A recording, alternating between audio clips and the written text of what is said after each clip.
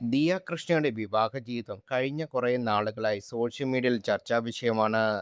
ഭർത്താവ് അശ്വിൻ ഗണേഷിന് ദിയ ഒരു പരിഗണനയും നൽകുന്നില്ലതാണ് വിമർശനം. ഇതിനിടെ ദിയയുടെ മുൻ പ്രണയബന്ധങ്ങൾ കമന്റ് ബോക്സിൽ പലരും ചർച്ചയാക്കി. അധിക്ഷേപിച്ച് കമന്റുകൾ വന്നു. എന്നാൽ ഈ ബന്ധങ്ങളെല്ലാം താൻ വഞ്ചിക്കപ്പെട്ടതാണെന്ന് ഒരിക്കൽ ദിയ കൃഷ്ണ പറഞ്ഞിട്ടുണ്ട്. ആ വാക്കുകൾ ശ്രദ്ധ നേടുകയാണ്. എൻ്റെ ജീവിതത്തിലുണ്ടായ എല്ലാ പ്രഷറും അവരാൽ തന്നെ ഒഴിഞ്ഞുപോയി. അടുത്ത കാമുകനോ എന്ന് ചോദിക്കുന്നവരുണ്ട്. ആയാലും ആയില്ലെങ്കിൽ നിങ്ങൾക്കെന്താണ്?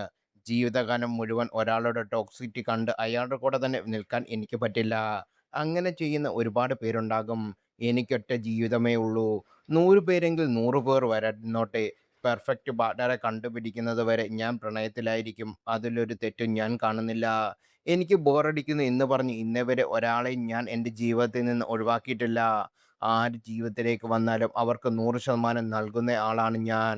മുഴുവൻ സ്നേഹവും മുഴുവൻ സമയവും കൊടുക്കും.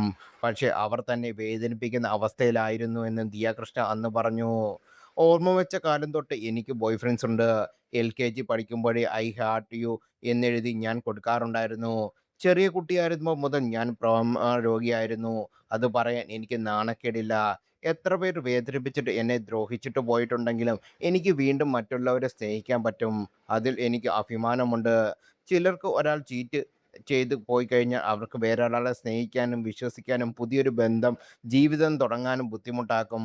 പെട്ടെന്ന് റീസ്റ്റാർട്ട് ചെയ്ത ആളാണ് ഞാൻ. കാരണം എൻ്റെ ലൈഫിൽ വന്ന് പോയിട്ടുള്ള എല്ലാവരുമാരും പ്രത്യേകിച്ച് ഒരാളെ ഉദ്ദേശിച്ചല്ല പറയുന്നത്. എൻ്റെ ജീവിതത്തിൽ വന്ന 3, 4 പേരെയാണ് ഉദ്ദേശിച്ച് പറയുന്നത്. മുമ്പ് എൻ്റെ ബ്ലോഗുകൾ കണ്ടവർക്ക് അറിയാം. അവർ എൻ്റെ ജീവിതം നശിപ്പിച്ചിരുന്നു എന്ന് ദിയ കൃഷ്ണ മനസ്സ് തുറന്ന് പറഞ്ഞു.